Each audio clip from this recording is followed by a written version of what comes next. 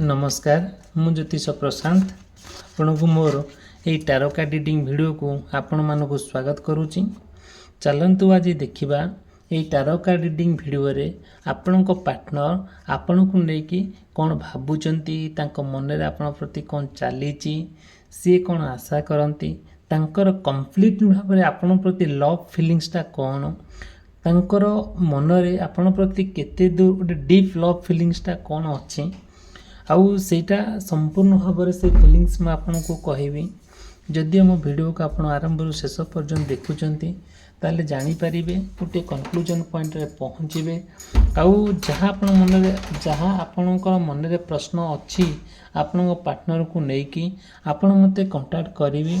मु more personal number देइछि मु detail आ विस्तीर्ण भाव में कहबी मोर पर्सनल रीडिंग माध्यम रे तार रेमेडीज देवी आपन को हेल्प करी केमिति से समस्या आपन मुक्ति पाइबे। ठीक अच्छे चलता आम आरंभ करवा। जो कथा कहूली आपण पार्टनर आपण नहीं कौन भावुंट मन में आपण प्रति कौन चली सी भी कौन चाहूँगी आउ जोटा कि से जिनसा आप फुलफिल कर न पारिबारु सी मन में बहुत दुख प्रकाश करुँच कि तांको मन में रियल कथा कौन सी कहीं एमती दुख प्रकाश करुँच से कथा को लेकिन मु अवश्य आपण मानक कहबी सत किंतु आपण मैंने जदिव देखुंट आपण मैंने जानतु आपण पार्टनर जदिव किंबा आपणकर मेष राशि वृष राशि मिथुन राशि कर्कट राशि एवं सिंह राशि कन्या राशि होता है बहुत गुड़े कथा आपण सहित कनेक्ट हो मे भी न हो पारे तथापि भी जदिव भी सेमती किसी आपण से दैनंदिन जीवन में सेमती किसी प्रोब्लेम फेस करूचंती ताहले मते आपण कांटेक्ट करि परिबे। ठीक अछि देखंतु आपण पार्टनर भीतर जो तिक्तता सृष्टि होउची आउ सब बेले कथा कटाकुटी होउचंती कौन कारणवशत आपण तांको भितर किसी ठीक ठाक जतिपात पड़ूनी कहीं सब गोटे कन्फ्लिक्ट क्रिएट होउची आउ सब बेले आपण से कथा को लेकिन बहुत चिंतामग्न अच्छी जिते बड़े आपण पार्टनर को कौन एक कथा कहते मन में जहाँ गोटे अच्छी तो सी भी आपन कहते आपण मन में जो कथा तांको प्रति क्रिएट होउची आपण भी तांको पाखरे कौन कर एक्सप्रेस करूचंती बट सेतिकी सी आपण को भी गुरुत्व दौना किंतु आपण से कथा को लेकिन बहुत फ्रस्ट्रेशन हो जाइछंती मन में बहुत दुख जंत्रणा आउ अभिमान सहित आप बहुत गति करुँच आपण को जो अच्छी कि जेकोसी गोटे मुहूर्त आपण पाखे माने जेकोसी मुहूर्त भी आपण बहुत मिस करते बहुत मन पकाती बट सी भी आपण प्रति सेतिकी तांकर मनोभाव अच्छी आपणकर आपण प्रति गोटे भल पाइबा अच्छी। देखंतु जहाँ होना कहीं आपण सबू किछि भूली जाए कि आपण तांकर निजर हवापाई ट्राई करुछंती कौन ना कौन कथा को लेकिन तांको मन में आपण प्रति जो राग अभिमान चली बुझापी टाइम लगुच सत किंतु से फाइनाली बुझे किंतु आपण जो हारे बुझाऊँगी पाखे आपण जमी नतमतस्क होउचंती आउ से ना आपणकर से जो दुर्बलता देखिकी सी आपण राग सुझाऊँगी आपण चाहूँगी कि आपण पार्टनर को धरिकी कुआडे गोटे बुलाबुली करवा कि कुआडे यात्रा करवा कि कुआडे माने कुआडे गोटे डेस्टिनी प्लेस को जीवा गोटे एंजॉय करवा आपण मनर कथा तांको कहबे तांको मनर कथा आपण से कहबे गोटे हस खुशी मौज मजलिस करके आसिया पई आपण जते बेले प्रतिज्ञाबद्ध होंती जते आपण तांको बुझांती भला प्रपोजल आपण तांको दियंती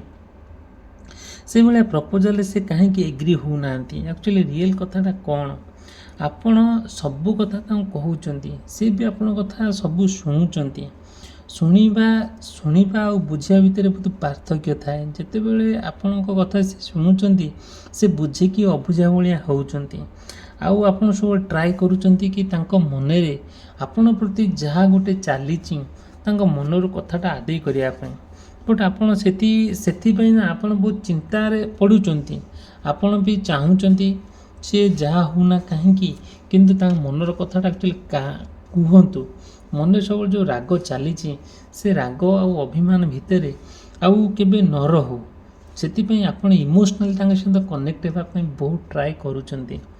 ଯେତେବେଳେ ଆପଣ ତାଙ୍କ ମାନେ କଥା ହେବା ପାଇଁ ଟ୍ରାଏ କରୁଛନ୍ତି, ସେ ବି ତାଙ୍କର ଆଗ୍ରହ ହେଉଛି ଆପଣଙ୍କ ସହିତ କଥା ହେବା ପାଇଁ, ତା ଠିକ୍ ଅଛି। ବଟ୍ କଥା ହେଉନାହାନ୍ତି। ତାଙ୍କ ମନରେ ଆପଣଙ୍କ ପ୍ରତି ଭଲ ପାଇବା ଅଛି, ସ୍ନେହ ମମତା ଶ୍ରଦ୍ଧା ସବୁ ଅଛି, କିନ୍ତୁ ଯେମିତି ରହିବା କଥା ସେମିତି ନାହିଁ। ଗୋଟେ ଆପଣମାନେ ଦେଖୁଥିବେ ଜଣକୁ ଆପଣ ଆପ୍ରିସିଏଟ୍ କରୁଛନ୍ତି, ସେଇଟା ମୁହଁରୁ କରୁଛନ୍ତି ନା ହୃଦୟରୁ କରୁଛନ୍ତି। ଯେତେବେଳେ ଗୋଟେ ମଣିଷ ହୃଦୟରୁ କରିଥାଏ ନା, ତା ପାଇଁ ବହୁତ ଗୁଡ଼ିଏ କଥା ତା ହୃଦୟ ସ୍ପନ୍ଦନ ଭିତରୁ ବାହାରିଥାଏ। ଯେ ମୌଖିକରୁ ମୁହଁରୁ କହିଦେଉଥାଏ, ତା ପାଇଁ ସେମିତି କିଛି ଆସିନଥାଏ। ସେଥିପାଇଁ ନା ଆପଣଙ୍କୁ ଲାଗେ କି ହଁ, ଯେତେବେଳେ ଆପଣଙ୍କ ପାର୍ଟନର ଆପଣଙ୍କୁ ଆପ୍ରିସିଏଟ୍ କରୁଛନ୍ତି ତା ଠିକ୍ ଅଛି, କିନ୍ତୁ ତାଙ୍କ ରିଏଲ୍ ଆକ୍ଚୁଆଲି ଘଟଣାଟା କ'ଣ? ଆଗରୁ ତାଙ୍କ ସହିତ ଆପଣଙ୍କର ବହୁତ ନିବିଡ଼ ସମ୍ପର୍କ, ଗୋଟେ ପବିତ୍ର ଭଲ ପାଇବା, ଯେଉଁ ଭଲ ପାଇବାରେ ନା ମଳି ଧୂଳି ଥିଲା ନା ଦାଗ ଥିଲା। ବହୁତ ଟ୍ରାନ୍ସପାରେନ୍ସି ଆପଣ ଭଲ ପାଇବା ଭିତରେ, ବହୁତ ନିବିଡ଼ତା, ବହୁତ ବିଶ୍ୱାସ। ସେଥିପାଇଁ ନା ଆପଣ କେବେ କୌଣସି ପରିସ୍ଥିତି ଆସିଲେ ବି ଆପଣ କେବେ ମାନେ ହଟିଯାଆନ୍ତିନି କି ଭାଙ୍ଗି ପଡ଼ନ୍ତି, କାହିଁକିନା ଆପଣଙ୍କ ପାର୍ଟନର ଆପଣଙ୍କ ସାଥିରେ ଥାଆନ୍ତି। ଆଉ ପ୍ରତ୍ୟେକ କଥା ନା ଆପଣ ତାଙ୍କ ସହିତ ଗୋଟେ ଡିସ୍କସନ୍ କରିକି ଆଗକୁ ଯିବା ପାଇଁ ଆପଣ ବହୁତ ବଡ଼ ପ୍ରତିଜ୍ଞାବଦ୍ଧ ମାନେ ଗୋଟେ ପ୍ରତିଶ୍ରୁତି ତାଙ୍କୁ ଦିଅନ୍ତି, ଗୋଟେ ପ୍ରମିସ୍ କଲା ଭଳିଆ କରନ୍ତି, ଯେଉଁଟାକି ଆପଣ ଭାବିପାରିବେନି କାହିଁକି ତାଙ୍କ ପ୍ରତି ଆପଣଙ୍କ ମନରେ ଏତେ ସୁନ୍ଦର ଭଲ ପାଇବା, ଏତେ ସୁନ୍ଦର ପ୍ରତିଜ୍ଞାବଦ୍ଧ ହେଉଛନ୍ତି। ଆପଣ ଧୀରେ ଧୀରେ ଯେତେବେଳେ ଚାହୁଁଛନ୍ତି ଆପଣ ପାର୍ଟନର ସହିତ ଗୋଟିଏ ସାରା ଜୀବନ ବିତାଇବା ପାଇଁ, ସେତେବେଳେ କିଛି ନା କିଛି ସମସ୍ୟା ଆପଣଙ୍କ ଦୈନନ୍ଦିନ ଜୀବନରେ ଆସି ପହଞ୍ଚି ଯାଉଛି, ଯେଉଁଟାକି ଆପଣ ଭାବି ହେଉନି କେମିତି ଆପଣ ସେ ସମସ୍ୟାକୁ ଅତିବାହିତ କରିବେ। ଜୀବନ ତ ଗୋଟେ ଜୀବନର ଚଲାପଥ ନା ବହୁତ ଲଙ୍ଗ୍, ବହୁତ ଦୀର୍ଘ ଦିନ ପର୍ଯ୍ୟନ୍ତ ରହିଥାଏ। କିନ୍ତୁ ସେଇ ଯେଉଁ ଦୀର୍ଘ ଦିନ ପର୍ଯ୍ୟନ୍ତ ଭିତରେ, ସେଇ ଦୀର୍ଘ ସମୟ ଭିତରେ କିନ୍ତୁ ଆପଣ ପାର୍ଟନର ଭିତରେ ଯେଉଁ ବି ହେଉ, ଯେଉଁ ଝଗଡ଼ା ହେଉ କି ଝଗଡ଼ା ଝାଣ୍ଟି ହେଉ କିମ୍ବା କଥା କଟାକଟି ହୁଅନ୍ତୁ, ଯାହା ହୁଏ ନା କାହିଁକି ବୁଝାପଣାରେ ସବୁ ଠିକ୍ଠାକ୍ ହେଇଯାଏ। ଆଜିକାଲି ସେସବୁ ଜିନିଷ ହେଇପାରୁନି। ଧୀରେ ଧୀରେ ଆପଣ ପାର୍ଟନରକୁ ଯେତିକି ଇମ୍ପୋର୍ଟାନ୍ସ ଦେବା କଥା ସେତିକି ଆପଣ ଦେଉଛନ୍ତି, କିନ୍ତୁ ସିଏ ଆପଣଙ୍କୁ ଯେତିକି ବିଶ୍ୱାସ କରିବା କଥା କରିପାରୁନାହାନ୍ତି। ତାଙ୍କ ପାଇଁ ଆପଣ ବହୁତ ଗୁଡ଼ିଏ ଜିନିଷ ତାଙ୍କ ପାଇଁ ଆପଣ ହରେଇ ବସିଛନ୍ତି, ବହୁତ ଜିନିଷ ହରେଇ ବସିଛନ୍ତି। ଆପଣ ଭାବିପାରିବେନି ଗୋଟେ ମଣିଷକୁ ଯେତେବେଳେ ମଣିଷ ଭଲ ପାଏ ନା, ତା ପାଇଁ ସବୁ କିଛି କରିଥାଏ। କେମିତି ଧୀରେ ଧୀରେ ସେତିକିଟା ଗୋଟେ ଭଲ ପାଇବା ଯଦି ନ ହୁଏ, ମଣିଷକୁ ମଣିଷ ଯଦି ଚିହ୍ନି ନ ହୁଏ, ତା ପାଇଁ କାହିଁକି ଜଣେ କରିବ? ଆଜିକା ସମୟ ଅନୁଯାୟୀ କେହି କାହା ପାଇଁ ଗୋଟେ ମିନିଟ୍ ବି ସମୟ ଦେଇପାରୁନାହାନ୍ତି, କି କାହା ପିଛରେ 1 ଟଙ୍କା ବି ଖର୍ଚ୍ଚ କରୁନାହାନ୍ତି। ସେତିକି ଭଲ ପାଇବା, ସେତିକି ଆଦରତା, ସେ ସ୍ନେହ ମମତା ନଥିଲେ ମଣିଷ ଏତେ ସୁଦୃଢ଼ ଭାବରେ କାହିଁକି ଏତେ ଭଲ ପାଇଥାଏ, ଏତେ ବିଶ୍ୱାସ କାହିଁକି କରିଥାଏ? ଠିକ୍ ଅଛି, ଯାହା ହେଉ ନା କାହିଁକି ଆପଣ ଫାଇନାଲି ଆପଣ ପାର୍ଟନରକୁ ଆପଣ ପାଇବା ପାଇଁ ବହୁତ କସରତ କରୁଛନ୍ତି। ଆଉ ଜୀବନରେ କିଛି ନା କିଛି ଏମିତି ସମସ୍ୟା ଆସି ପହଞ୍ଚିବ ଯେଉଁଟାକି ଆପଣ ପାର୍ଟନରକୁ ଆପଣ ସହଜରେ ପାଇପାରିବେ, କିଛି ପ୍ରୋବ୍ଲେମ୍ ହେବ ନାହିଁ। ଆଜି ଆପଣଙ୍କ ଭିତରେ କିଛି ମାନେ କ'ଣ ଅଛି, ଝଗଡ଼ା ଝାଣ୍ଟି ହେଉଛି, ଆପଣ ତାଙ୍କ ସହିତ କଳି ଝଗଡ଼ା ହେଉଛି, ସେ ବି ଆପଣଙ୍କ ସହିତ କଳି କରୁଛନ୍ତି, ଆପଣ ବି ତାଙ୍କ ସହିତ କଳି କରୁଛନ୍ତି, ସମ୍ପର୍କ ଭିତରେ ତିକ୍ତତା ସୃଷ୍ଟି ହେଇଛି, ସିଏ ଗୋଟେ ଜାଗାରେ ଆପଣ ଗୋଟେ ଜାଗାରେ। ଏଇସବୁ ଗୋଟେ ପରମାନେଣ୍ଟ ସଲ୍ୟୁସନ୍ ଆପଣଙ୍କର ନୁହଁ। ଆପଣଙ୍କ ଦୈନନ୍ଦିନ ଜୀବନରେ ଆପଣ ପାର୍ଟନର ସହିତ ଯେଉଁ ସମସ୍ୟା ଦେଇ ଗତି କରୁଛନ୍ତି, ସେଇଟା କେବେ ଆପଣଙ୍କର ପାର୍ଟନର ମାନେ ପରମାନେଣ୍ଟ କଥା ନୁହେଁ, ସେଇଟା ଟେମ୍ପୋରାରୀ ଆକାରରେ। ସମୟଟା ଏମିତି ଖରାପ ହେଇଯାଇଛି, ଠିକ୍ ଅଛି, କିଏ ନା କିଏ ଗୋଟେ ଶିଖେଇ ଦେଇଛି, ଯେଉଁଟାକି ଆପଣଙ୍କ ପାର୍ଟନର ତାଙ୍କ କଥାଟା ମାଇଣ୍ଡରେ ଷ୍ଟ୍ରାଇକ୍ କରିଯାଇଛି। ସେଥିପାଇଁ କିଛି କଥା ଆପଣଙ୍କୁ ଲୁଚେଇଛନ୍ତି, ସେଇ କଥାକୁ ନେଇକି ଆଉ ସେ ବହୁତ ମନ ଦୁଃଖ କରିଛନ୍ତି, ଠିକ୍ ଅଛି। କିନ୍ତୁ ସେମିତି ଯଦି ଆପଣଙ୍କ ପ୍ରୋବ୍ଲେମ୍ ହେଉଛି ଆପଣ ଦୈନନ୍ଦିନ ଜୀବନରେ ପାର୍ଟନରକୁ ନେଇକି, ଆପଣ ଯଦି ଜାଣିବାକୁ ଚାହୁଁଛନ୍ତି ମୋତେ ଆପଣ କଣ୍ଟାକ୍ଟ କରିବେ, ମୋର କଣ୍ଟାକ୍ଟ ନମ୍ବର ଦେଇଛି। ଆଉ ଯଦି ବି କିଛି ମନରେ ଡାଉଟ୍ ଅଛି ମୋତେ ଆପଣ କଲ୍ କରିପାରିବେ। ମୁଁ ମୋର ପର୍ସନାଲ ରିଡ଼ିଂ ମାଧ୍ୟମରେ ତା'ର ସମାଧାନ ବାଟ କହିବି, ଆଉ ରେମେଡ଼ିଜ୍ ମଧ୍ୟ ଦେବି। ଦେଖନ୍ତୁ, ଯଦି ମୋ ଭିଡ଼ିଓଟି ଆପଣ ଦେଖୁଛନ୍ତି, ମୋ ଭିଡ଼ିଓ ଯଦି ଭଲ ଲାଗୁଛି, ଭିଡ଼ିଓକୁ ଲାଇକ୍ କରିବା ପାଇଁ, ଚ୍ୟାନେଲ୍ ସବସ୍କ୍ରାଇବ୍ କରିବା ପାଇଁ, କେବେ ବି ମନରେ ଦୁଃଖ କରିବେ ନାହିଁ। ମୁଁ ଚାହୁଁଛି ଆପଣମାନଙ୍କ ସହିତ ଗୋଟେ କନେକ୍ଟ ହେଇ ରହିବା ପାଇଁ, ଗୋଟେ ପରିବାର ହେଇକି ରହିବା ପାଇଁ। ଆଉ ଆମେ ତ ସବୁବେଳେ ଚେଷ୍ଟା କରିବା, ଯଦି ସମସ୍ୟା ଆପଣଙ୍କ ଭିତରେ ଦେଖା ଦେଉଛି ମୋତେ ଆପଣ କଣ୍ଟାକ୍ଟ କରିବେ, ମୁଁ କମ୍ପ୍ଲିଟ୍ ଭାବରେ ଆପଣଙ୍କୁ ହେଲ୍ପ କରିବି, ଠିକ୍ ଅଛି। ଦେଖନ୍ତୁ, ଯଦି ଆପଣଙ୍କର କିମ୍ବା ଆପଣ ପାର୍ଟନରଙ୍କର ତୁଳା ରାଶି, ବିଛା ରାଶି, ଧନୁ ରାଶି, ମକର ରାଶି, କୁମ୍ଭ ରାଶି ଏବଂ ମୀନ ରାଶି ହୋଇଥାଏ, କିଛି କଥା ଭିନ୍ନ ଥାଏ ଯେଉଁଟାକି ଆପଣ ଭାବିପାରିବେନି ଏତେ ଭିନ୍ନତା ଭିତରେ ଆଉ କେମିତି ଗୋଟିଏ ସମାଧାନର ବାଟ ଖୋଲି ଯାଉଛି। ଦେଖନ୍ତୁ, ସବୁବେଳେ ଆପଣମାନେ ଚେଷ୍ଟା କରୁଛନ୍ତି ଆପଣଙ୍କ ପାର୍ଟନର ଆଉ ଆପଣ ଭିତରେ କିଛି ନା କିଛି ଏମିତି କିଛି ଲୋକ ପଶିଛନ୍ତି ଆପଣଙ୍କ ଦୁଇ ଜଣ ଭିତରେ କଳି ଝଗଡ଼ା ସୃଷ୍ଟି ହେଉଛି। ସେମାନେ ହେଲେ ମୁଖ୍ୟ କାରଣ। ଯେତେବେଳେ ଗୋଟେ ମଣିଷକୁ ବାର ବାର ଗୋଟେ ଦୋଷୀ କରି ଦିଆଯାଏ ନା, ସେ ମଣିଷ ଆପେ ଦୋଷୀ ହେଇଯାଏ। କାହିଁକି ଆପଣମାନେ ଜାଣନ୍ତି? ଦେଖନ୍ତୁ, ଆପଣମାନେ ଗୋଟେ ଜାଗାରେ ରହୁଛନ୍ତି, ଗୋଟେ କମ୍ୟୁନିଟି ଭିତରେ ରହୁଛନ୍ତି, ଗୋଟେ ଗାଁ ଭିତରେ ରହୁଛନ୍ତି, କି ଗୋଟେ ପରିବାର ଭିତରେ ରହୁଛନ୍ତି। ପରିବାର ଗୋଟେ ସଦସ୍ୟକୁ ଯଦି ସମସ୍ତେ କହିଲେ ଖରାପ ନା, ସେ ଆପେ ଖରାପ ହେଇଯାଏ। ସେ ଯେତେ ଭଲ ହେଲେ ବି ସେ ଖରାପ ହେଇଯାଏ। ଏଇଟା ଆପଣଙ୍କ ପରିବାର ଯେମିତି, ଆପଣ ଯେମିତି ଗୋଟେ ସୋସାଇଟିରେ ରହୁଛନ୍ତି, ମୁଁ ବି ସେମିତି ଗୋଟେ ସୋସାଇଟିରେ ରହୁଛି। କିଛି ବଡ଼ କଥା ନୁହେଁ ଆଜ୍ଞା, ଆପଣମାନେ ଜାଣନ୍ତି। ଆଉ କାହିଁକି କଥା କହିଲି, ଆପଣଙ୍କ ପାର୍ଟନର ଭିତରେ ଆଜି ଯଦି କିଛି ସମସ୍ୟା ଦେଖାଦେଇଛି, ସେଟା ହେଲା ବାହାର ଲୋକଙ୍କ ପାଇଁ। ଯେଉଁ ବାହାର ଲୋକ ଆପଣଙ୍କ ସମ୍ପର୍କକୁ ସହିପାରିଲେ ନାହିଁ କି ଆଉ କିଛି ଦେଖିପାରିଲେ ନାହିଁ, ସେଥିପାଇଁ କିଛି ନା କିଛି ଏମିତି କିଛି ପରିସ୍ଥିତି ସୃଷ୍ଟି କରିଦେଲେ ଯେଉଁଟା କିଛି ବି କରି ହେଲା ନାହିଁ, କିଛି ବି ପ୍ରୋବ୍ଲେମ୍ ସମାଧାନ ହେଇପାରିଲା ନାହିଁ। ଓଲଟି ଦିନକୁ ଦିନ ସେ ମାନେ ଯେଉଁଟା କ'ଣ ବହୁତ ଗୁଡ଼ିଏ ପ୍ରୋବ୍ଲେମ୍ କ୍ରିଏଟ୍ ହେଲା। ସେଥିପାଇଁ ଆପଣ ବହୁତ ଏ କଥାକୁ ନେଇକି ମୁଁ ଚିନ୍ତାମଗ୍ନ ଅଛନ୍ତି। ହେଲେ ବି ସୁଦ୍ଧା ଆପଣ ହାରି ଯାଉନାହାନ୍ତି କି ଡରି ଯାଉନାହାନ୍ତି। ଆପଣଙ୍କର ଇଚ୍ଛା ଅଛି ଯେ ଆପଣ ପାର୍ଟନରକୁ ଆପଣ ପାଇବେ। ଶେଷରେ ଯାହା ସମସ୍ୟା ଅଛି, ଯାହା ପ୍ରୋବ୍ଲେମ୍ ଅଛି, ସେ ପ୍ରୋବ୍ଲେମକୁ କ'ଣ କରିବେ? ରିମୁଭ୍ କରିବେ, ଦୂରେଇବେ, ଆପଣ ତାଙ୍କୁ ନିଜର କରି ରଖିବେ। ଏଇଟା ଆପଣଙ୍କର ପ୍ରତିଜ୍ଞା, ଆପଣଙ୍କର ପ୍ରତିଶ୍ରୁତି। କିନ୍ତୁ ସିଏ କ'ଣ ଚାହୁଁଛନ୍ତି ଆକ୍ଚୁଆଲି? ସିଏ ବି ଗୋଟେ ମଣିଷ ନା, ସିଏ ବି ଜଣେ ହାଡ଼ ମାଂସଧାରୀ ମଣିଷ। ତାଙ୍କର ବି ଇମୋସନ୍ ଅଛି, ତାଙ୍କର ବି ଭଲ ପାଇବା ଅଛି, ତାଙ୍କର ସବୁ କିଛି ଅଛି। ଆମେ କେବେ କହିବାନି କି ଆପଣ ନା କହିବେ କେବେ ନା ମୁଁ କେବେ କହିବି। ତାଙ୍କର ବି ଗୋଟେ ବୁଝିବା ଶକ୍ତି ଅଛି। ସିଏ ବି କିଛି ଦେଖିଲା ପରେ, କିଛି ବି ଆପଣଙ୍କ ସହିତ ଚଳିଲା ପରେ କିଛି ଫିଲ୍ କରିପାରୁଛନ୍ତି ଆପଣ ତାଙ୍କ ପାଇଁ କେତେ ଉପଯୁକ୍ତ ମଣିଷ। ଫାଇନାଲି ସେ ତ ଆପଣ ଭାବୁଛନ୍ତି ଜଣେ ଉପଯୁକ୍ତ ମଣିଷ ବୋଲି। ତାଙ୍କ ମନରେ ଆପଣଙ୍କ ପ୍ରତି ବହୁତ ଭଲ ପାଇବା ଅଛି, ବହୁତ ସ୍ନେହ ଶ୍ରଦ୍ଧା ଅଛି। ତା ସତ ଆପଣ ଜାଣନ୍ତି, ଏଇଟା ମୁଁ ବି ଜାଣିପାରୁଛି, ସିଏ ବି ଜାଣିଥାନ୍ତି।